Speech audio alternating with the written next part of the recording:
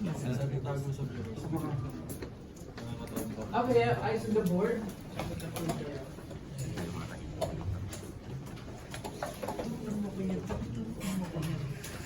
So let's now proceed with our second quarter lessons. Sa ELMS nyo, makikita natin after mathematical induction, the second quarter lessons composed of 4 modules: circular functions, trigonometric identities, inverse trigonometric identities, and the polar coordinate system. Very essential to kasi ito yung foundation ng physics, especially the polar coordinate system.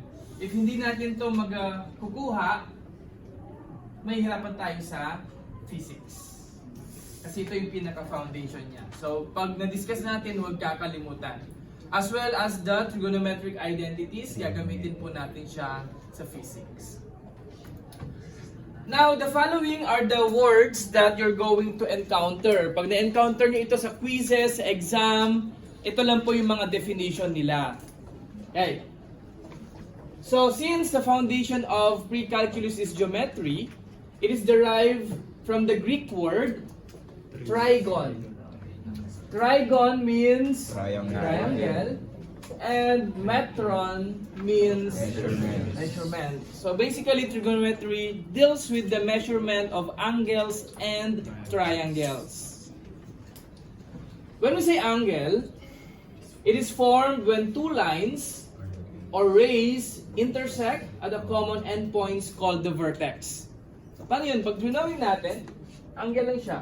So pwedeng ray, tapos, ayan, dalawang ray. At meron silang common, ito yung tinatawag nating vertex. Ito yung angle natin. How do we name angle? Diba? Pwede siya i-name into single letter. So pwedeng ito ay angle A. So i-name lang natin yan as angle A. Pwede siya i-name into 3 letters. B, C, C. Let's say meron tayo ditong B. Angle B. Tapos meron din tayong point C dito. Dapat si vertex siya yung laging gitna. So pwede din itong pangalanan na B, A, C. So angle B, A, C. Or C, A, B. angle C, A, B. baliktad C, A, B. C, A, B. Pwede bang ABC? Bawal sir. Wala, iba na yun. ABC. Hindi na siya angle na mag-form. Unless connected ito. Pero ibang usapan na yon. We're dealing with the angle na tinutukoy natin. And if this is located in standard position, ang tawag po sa side na ito ay initial side. Ano yung starting natin? Tapos, ito naman yung tinatawag nating terminal side. Pag nabasa yung dalawa, dito mag-i-start from the standard position, tapos the terminal side. Now, let's proceed with the angle measure. The amount of the rotation done by the terminal side away from the initial side. Yung angle measure na binabanggit natin ay ito, from the initial side, papunta dito kay terminal side. Yung measure daw niya. So, measure can be 30 degrees, 40 degrees, 60 degrees, and so kayong bahala. O, depende sa given. Galing naman ni Butch. Now, other term for the angle measure, kapag given na si Radian is, ito yung tinatawag din nating sector. May natin mamahan sa sector pag tayo nasa central angle. Balikan natin sa angle. Angle are classified into 3. Ano yung mga yon? Pag less than 90 but more than 0, acute. Pag exactly 90, right. Kapag more than 90 but less than 180, obtuse angle. Pakitandaan din yon. We have the acute angle, the right angle, and the obtuse angle. Next, let's now proceed with the unit circle. A unit circle is a circle whose radius has a length of 1 unit. O, pag drawing natin, dito na lang si screen. Ito yung example. Ayan. So, Butch, pakimove na dito yung camera. Pakitutog dito. So, ito yung unit circle. Meaning, lahat daw po ng radius niya is equal to 1 unit lang. So, from the center to this point is 1 unit. From the center to this point is 1 unit. Kasi yun yung radius niya. Now, meron tayong coordinate dito na 1, 0. Paano nakuha si 1? If this is 1 kasi, 1 lang to. Tapos ito 1. Since going to the left is negative 1, tas ito ay negative 1 kasi pababa. So, ang point na to is 1, 0, while this point is 0, 1, and this point is negative 1, 0, and negative 0, negative 1. Gets? Ito yung unit circle. Huwag munang pakialaman itong mga other points. Dito lang muna tayo kay radius natin.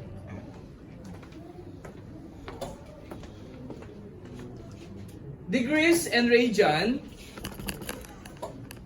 are the basic units used in angle measure. So yung angle natin, pwede siyang matawag na degrees or pwede namang radian o yung rad. Meron kayong rad sa calculator, no? Patingin.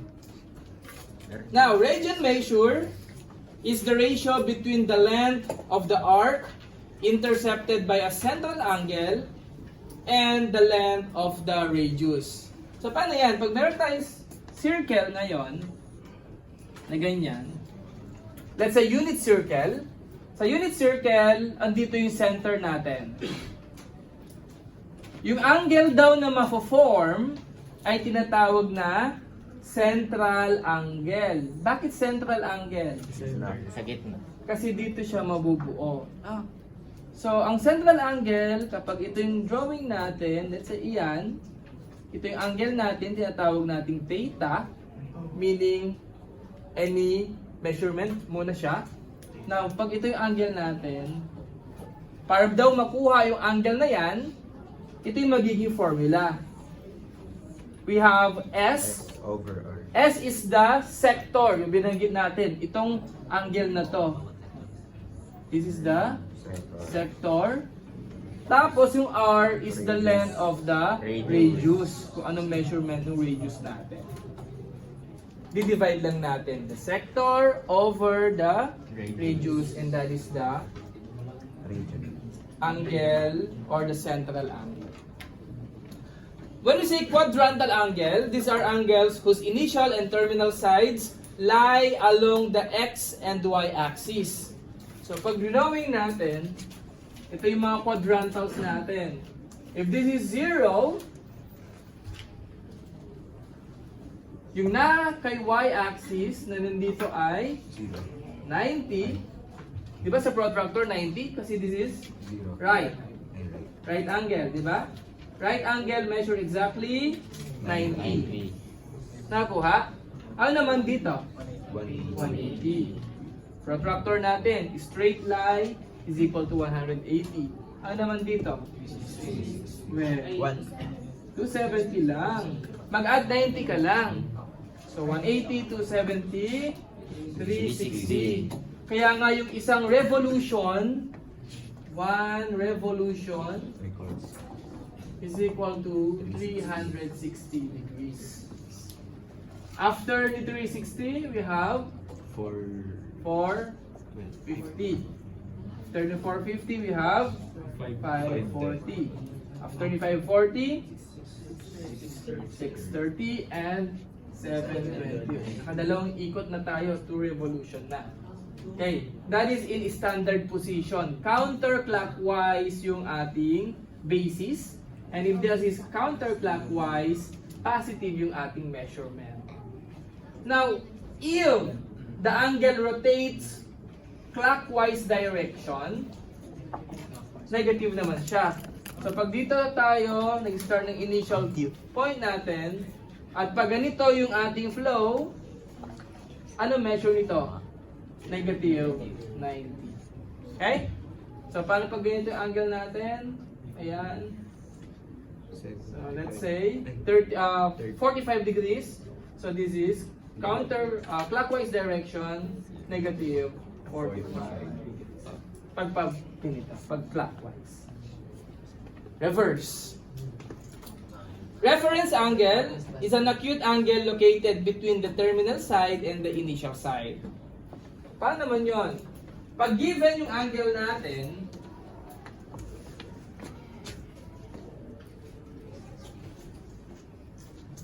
let's say may angle tayo na 150 o 140. Let's say we have 140. This measures 140 daw. Saan makikita si reference angle? This is between the terminal side and the x-axis. Kapag dito tayo nag-start, this is the initial. Nasaan si terminal? Taas. Terminal. Nasaan si x-axis? Sa baba. X-axis. Located daw siya between terminal and x-axis. So, andito yung tinatawag nating reference angle. Okay? Acute palagi siya, meaning hindi siya lalagpas ng 90. Now, ano yung measurement ni reference angle na to? Wala pa, sir. Pwede natin makuha. 40. Bakit 40? 140 minus 180 is 40. Kasi ang isang kalahati semicircle is 140. Nakuha? Paano pag ang given ay 110? Pag 110 lang. What is the reference angle? 70. Dapat ang total nila ay 180. Paano pag more than 180? Paano pag 300 na? Nasaan si 300? Dito. Hanggang dito kay 300. Ilan na lang?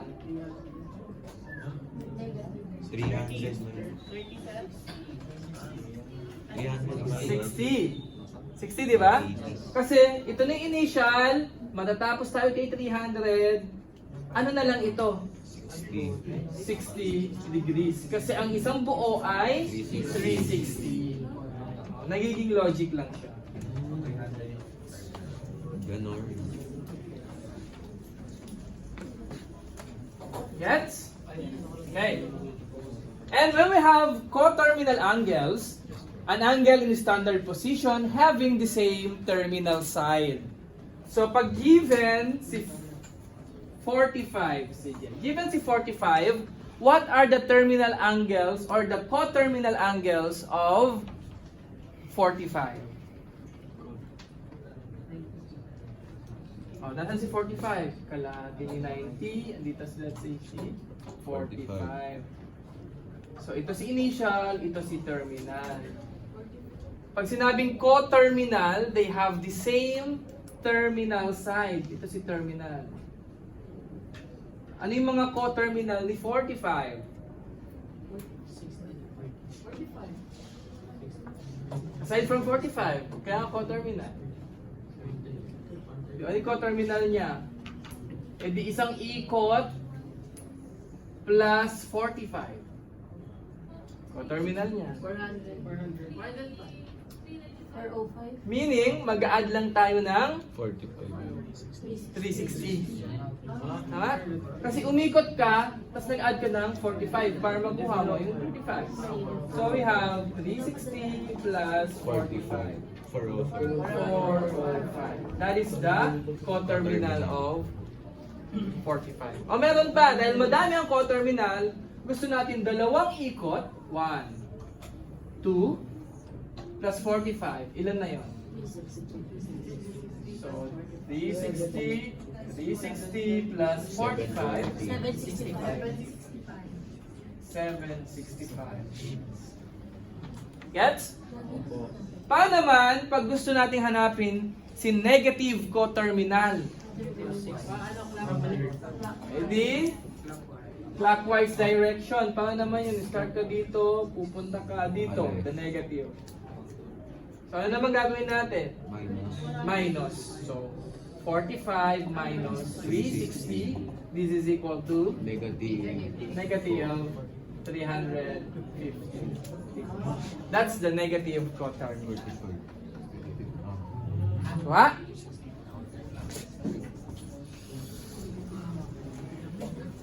Gets na yung mga definition of terms? Pagitandaan yung mga terms na yan kasi yan yung mga may encounter ninyo sa inyong mga exams. Okay. Now, how to convert degree measure to radian measure or vice versa? Madali lang. If the given is radian, gusto mong i-convert into degrees, just multiply to 180 over pi.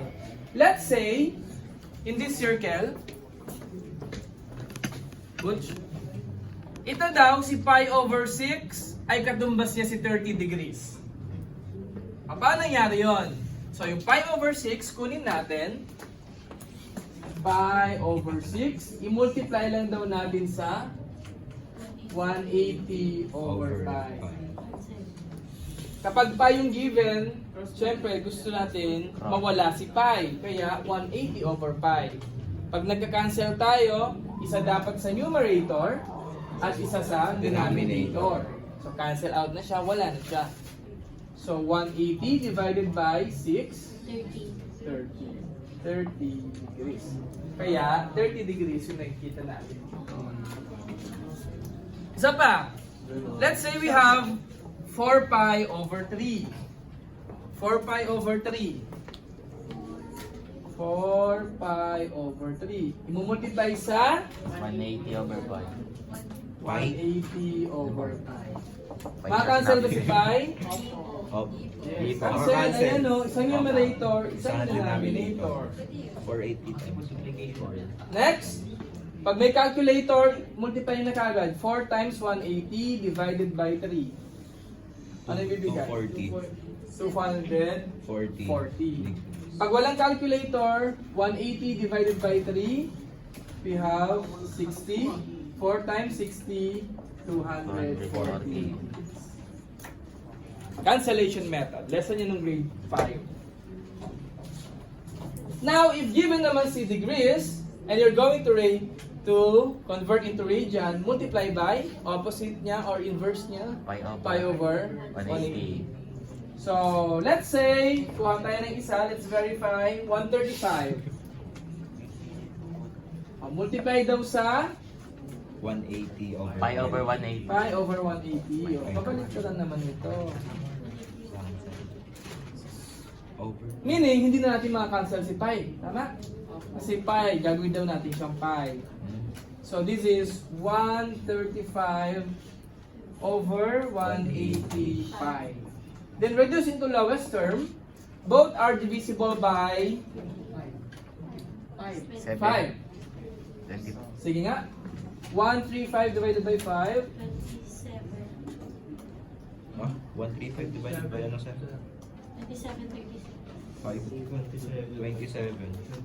27 pi over 36. 36. Pwede pa i-reduce?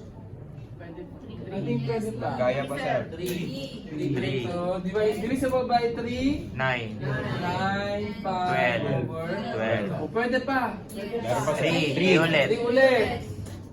3 and 4. Ay, 4. So, 9 pi over 12. Pwede ulit. 3, So, 4. 3 pi over 4. 4. Ayan na. Is it 3 pi over 4? Yes.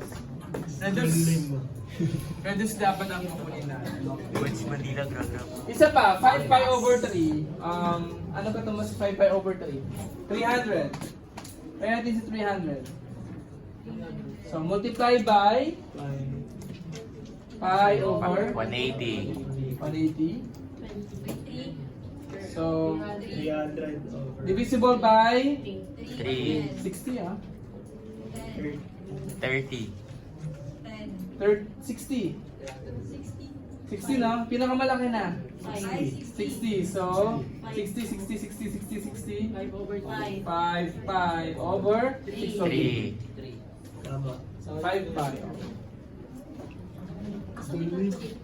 Okay, kopyahin. Now, let's proceed with the examples. So, balik na dito ang mga mata sa board na. Let's apply the different terms in the following examples. Number 1, how long is the arc subtended by a central angle measuring 4 pi over 3 radian if the circle has a radius of 20 cm. So, anong formula ang gagamitin natin? 180. Ano sir? Pag in-analyze daw natin, how long is the arc? So, pag ginawing natin, meron daw tayong central angle. May central angle tayo na ang measure niya ay 4 pi over 3. Tapos, meron tayong radius na 20. 20 daw ito. 20 cm. Kaya ganyan. 20 cm din ito kasi parehas silang radius. Ito daw yung hinahanap natin, yung arc na to. Anong measure ng arc? Anong formula natin? We're looking for the S. The sector. Pi over 1. So we have pi is equal to S over R. Yan. So ayun. Now since given si theta or si central angle, 4 pi over 3 is equal to, unknown is S. So S, as is lang siya, over the radius 20. Anong next?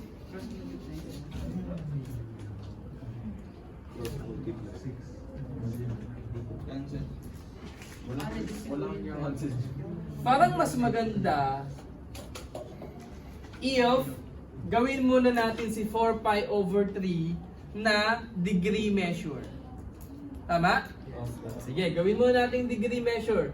Si 4 pi over 3. Paano siya gagawin? So, convert muna natin. 4 pi over 3 times 180 over pi. Cancel si pi.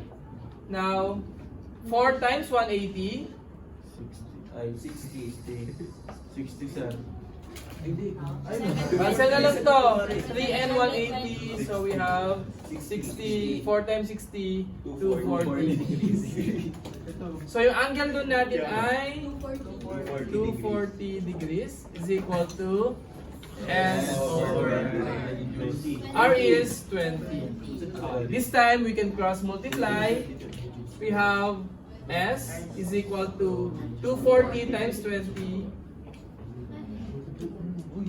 240 times 20.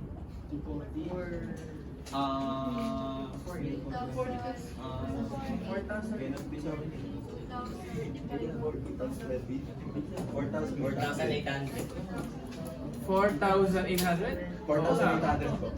Bibig yun. Degrees. So, yan yung sagot. Ayun lang pala yun. Wait, Ganun pala yun. 1,800. Since yan na yun, ito kasi over 1, di ba? So, S times 1 is S is equal to 4,800.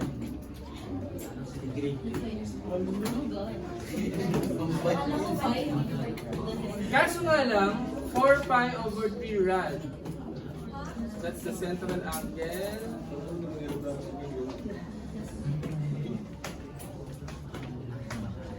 Parang, grabe ikot naman yun. Grabe ikot.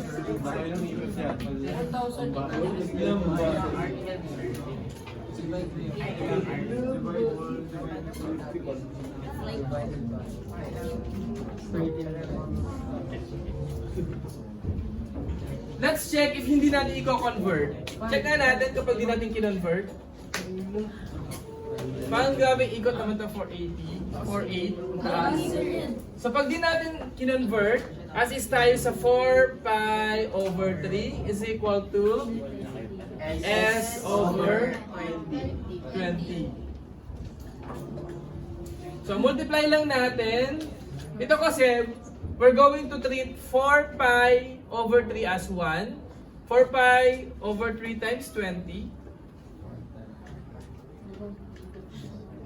So magiging 4 pi over 3 times 20 is equal to the S.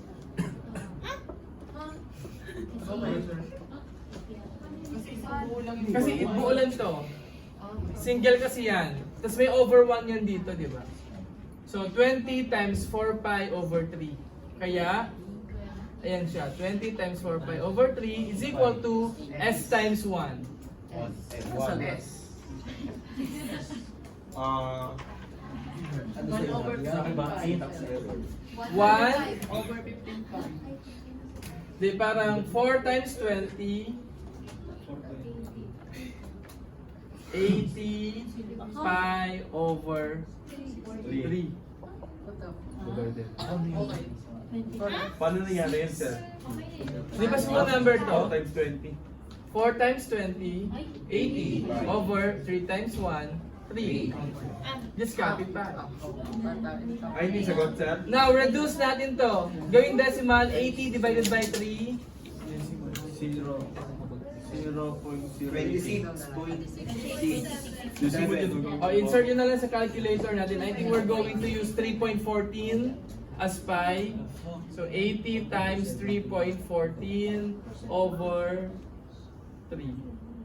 Final na yun. So yung 3.14 is the value of pi. Ayun, 3.14 is 63.775. ilan? 80. 775. Oh? Paano naging 83 yun? So, insert nyo lang. 80 times 3.14 divided by 3.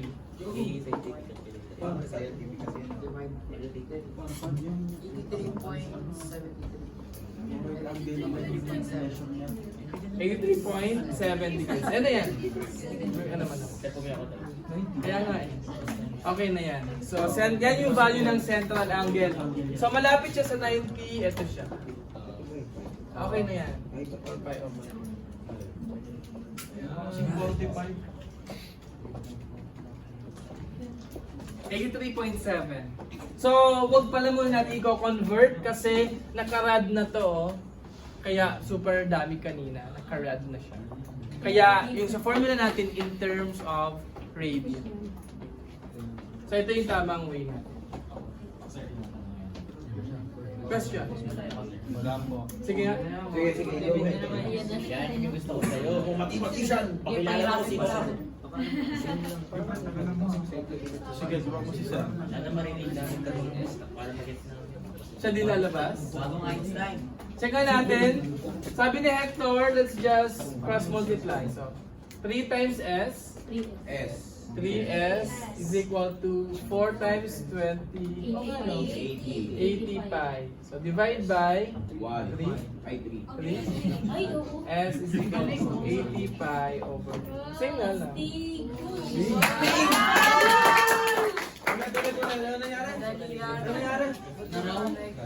Salamat, Hector. Ano daw? Nag-cross multiply na siya kagad.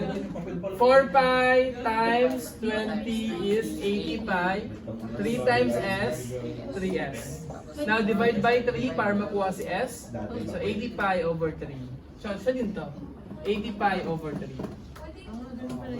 Panas lang. Para magkaiba lang. Balik na. Yung bakit sir? Iba pero perhaps yung connector. Pwede yun. Paano iba? Parang gagamitin ko yun. Okay na naman. Basta magkakap tayo sa isang sagot. Okay lang. The heck. The Hector. Kasi over 1 na. Ito discover. Number 2 na tayo. Convert into degrees or radian. Can you try yung A, B, C, D? Gaya ng ginawa natin dito. A, B, C, D. Tingnan mo ito dito. Picture natin ito. Just balik tayo dito.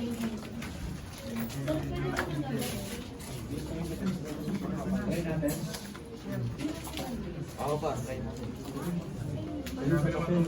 Sa kabil daw ba?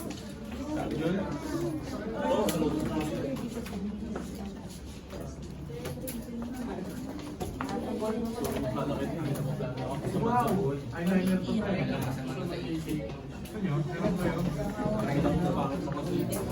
Thank you. I will take that as a compliment. Ano natin mo rito? 30 degrees. Then run 2. 90 degrees to run. Sa loob mo.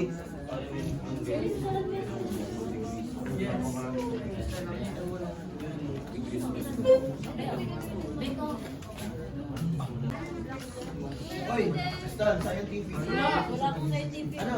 Yun. Yung kape. Makuha uli yan. Sir! Sir! Sir! Wait lang. Sir, siya ako, sir. Minsan, sir. 180. 360 Paano divided. negative still?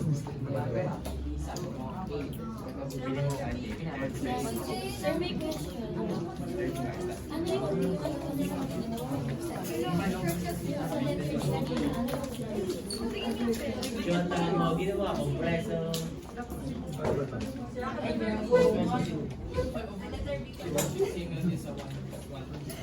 Five ba yun, Matt? Yung D? Ikaw yung D? 5, 5. Oh, 5. Kamay ako. Letter C. Sir, ako! Sige, sir. Ay! Galing ka na dito.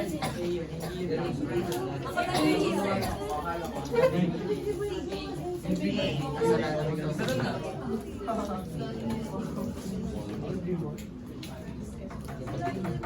Tampo ng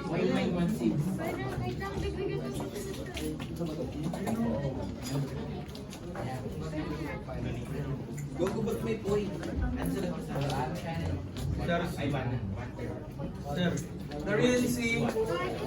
Nawala yung pi mo. Nakalagay lang sir. Sa dulo. Di ba hindi mo kinansel? 1 pi, 1 pi. 1 pi over 6. 3 ako. Ako ano? Isa final answer sa final answer. Yan. Sir, sir. Sa tabi ng 1. Hindi dyan.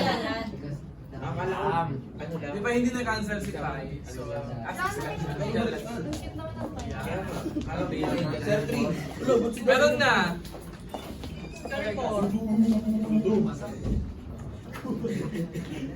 Ba't may point ba? Ano yung D?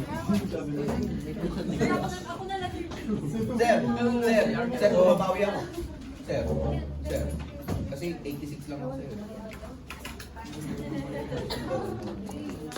120, okay. Last, Arqueza.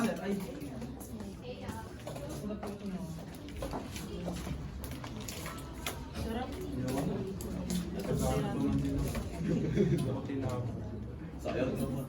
Sige, ikaw mag-discuss din. Kailan tayo bumabawi, doon tayo dito. Discuss next week. 3 hours. Kailan may gagawin, di ba? Yan na. Ay, mali. Mali. Wala na. Ay, lower skirt pa yan. 100. Ayusin mo naman yung 5 mo.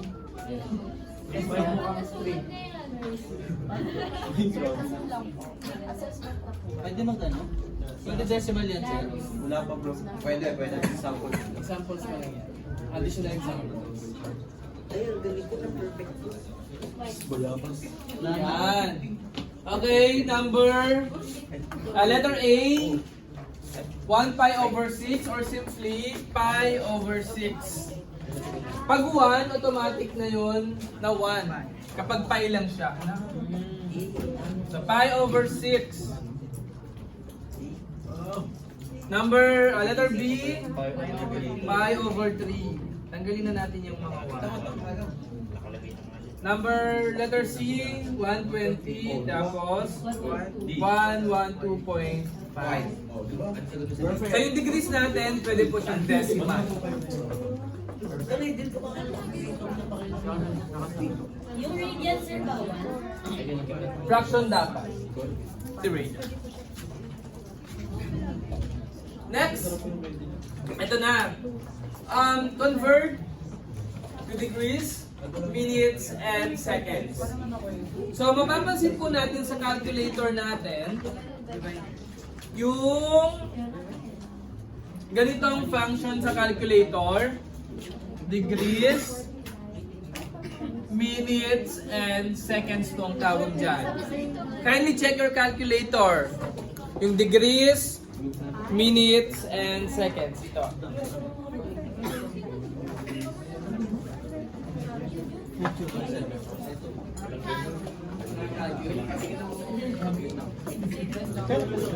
Ito, yung yan.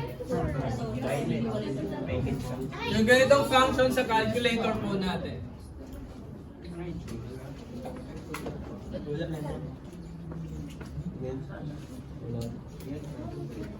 How are we going to convert?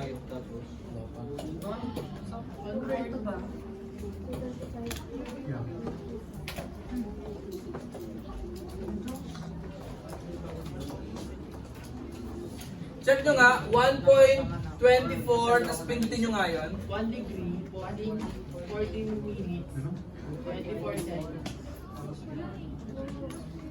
1 nasa taas, sir. 1 degrees, 14 degrees, 24. Saan na kagad lumabas? Opo, sir. 1 Opo. Degree. Ay, 24 minutes, then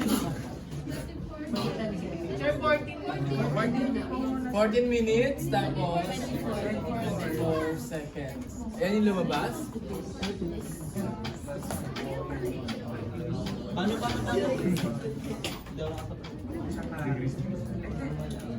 Kapag ganitong case, hindi muna natin ipipindot yung ating mga function o yung function natin. Gagawin mo natin, co-convert mo natin siya into degrees. Paano natin co-convert into degrees yan? 1.24 rad. So, yung 1.24, i-multiply natin siya into 180 over 5. Step by step. Pero papansinin natin, hindi makakancel si pi.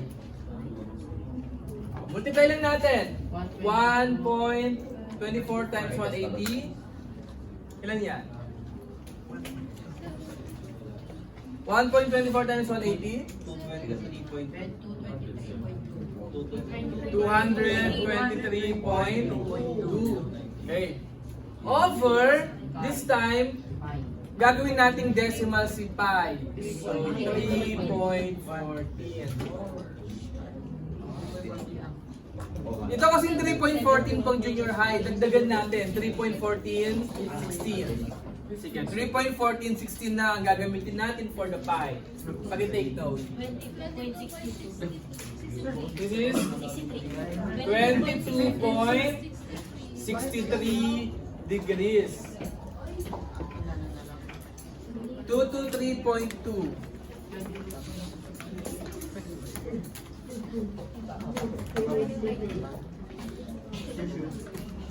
Dinivide nyo na? Opo. 223.2 divided by 3.1416? Sir, 71.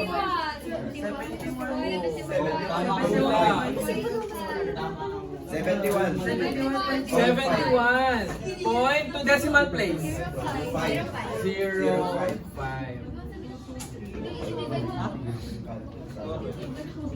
71.05.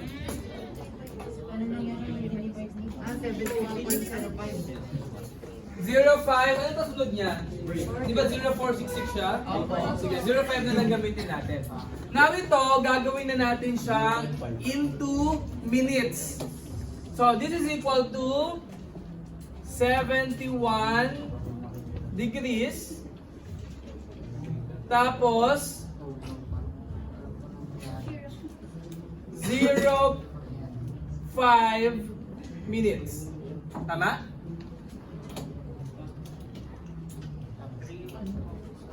Paano ba? Pinaghiwalay lang natin. Ay, yung point. Pinaghiwalay lang natin. Pinaghiwalay kasi ito may point. So dapat, wala na siya.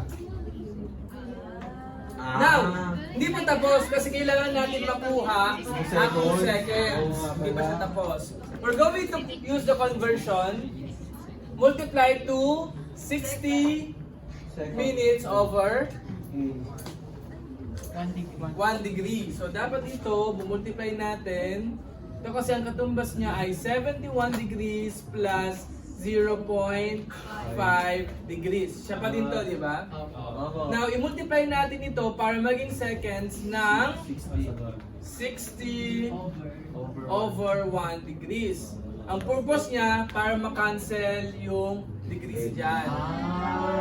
At may iwan na lang yung ating minutes. So, magiging 71 degrees plus 0.5 times 60.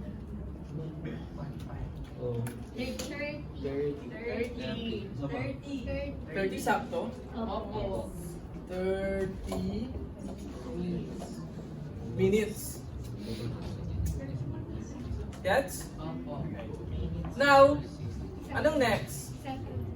Seconds. Paano naging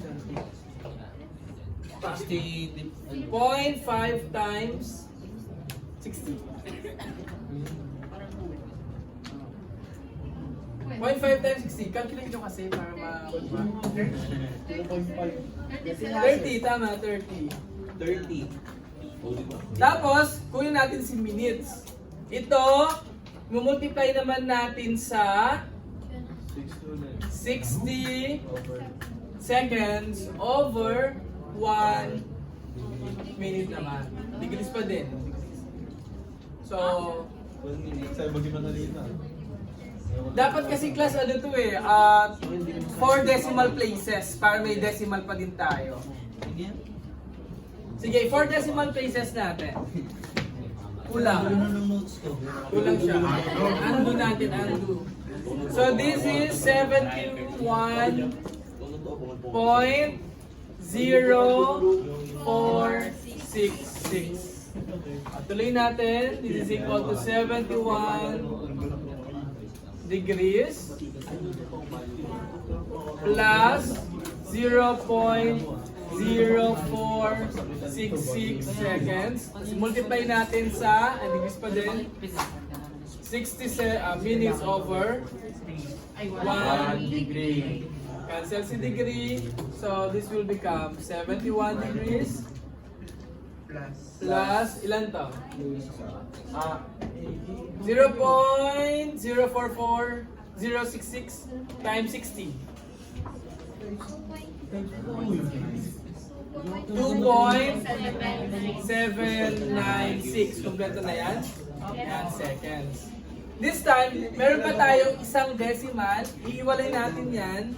So, this will become 71 degrees plus 2 minutes plus itong 796.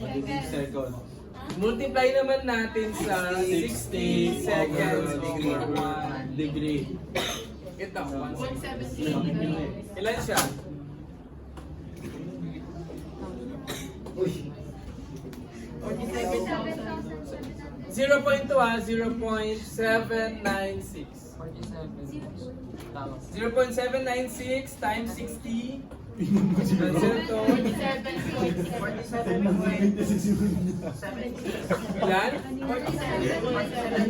47.76. So, ito na siya, seconds.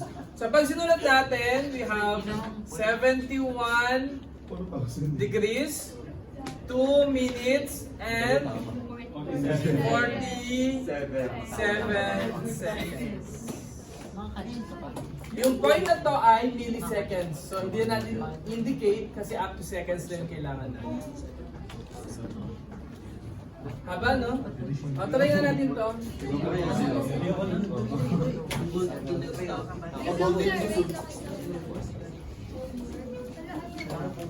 Ay, ito na muna para makapag-break tayo after. Find one positive and one negative coterminal. Coterminal, positive and negative. So sa positive, just add 360. So yung positive natin ay 50 plus 360. This is 410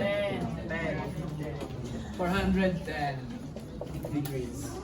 Yung negative naman, 50 minus 60. Nasaan pala si Earth? 10 degrees. Ayan yung positive tsaka negative coterminal. Ayun pa lang. Ito pa. Positive niya 37 plus 360. Pag negative, 37 minus 360. Negative.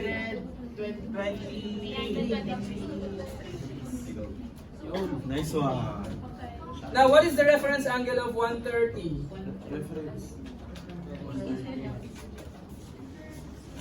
Solve mo. Tagal? Ano yung 130? 50 degrees. Ano pala? 0 pala, 180 pala yung ano, kalahati. 130. Habang break, gawin tong 2.345 radian, convert into degrees, minutes, and seconds. Ilang minutes yung break? 30 minutes break. Tulog na lang kaya. 2.345 rad, convert into degrees, minutes, and seconds. First step. Ano first step? Leslie. Ulitin. Ano first step? Ulitin natin. Convert to. So, 2.345 times over 5. So, 5. So, 2.345 times 180. 4.1 over 5. Palitan na natin ng 3.1416. So, don't forget the degrees na. Simplify, this is 134.3583 unit. Degrees. Okay. Kuya natin si 134 degrees plus 0.3583 degrees din. Now, yung degrees dito, i-convert natin into minutes. So, this is 134 degrees plus 0.3583. degrees. I-multiply natin sa conversion. Times 60 over 1 degree. Ano yung ganun? Cancel na to. So, we have 134 degrees plus 0.3583 times 60. 21.98. 498. Yes. 98. Anong unit? Minutes. Minutes na. Okay. Now, since naka-minutes tayo, convert naman natin into seconds. So, this is equal to 134 degrees plus 21 minutes plus 0.498 times 60 seconds over 1 minute na. So, cancel si minute dito. Magiging 134 plus 21 minutes plus 29.88. 29.88 seconds. So, for the final answer, 134 degrees, 21 minutes, and 29 seconds. Or pwede din natin ipagpatuloy na yan. Nagkakaroon kasi ng discrepancy dito sa decimal. Minsan, iba yung lumalabas sa iba kapag hindi nyo kapag inaituto nyo to, no, mag-iiba na tayo sa final answer. So, 21, okay na yan. Or, dagdag nyo yun nandito, 0.88 seconds. Okay lang din naman. So, pag nasa choices, pag walang decimal, ang nasa choices, yun ang sundin. Pero pag meron, up to 2 decimal points tayo. Ano ginawa dito? Wait.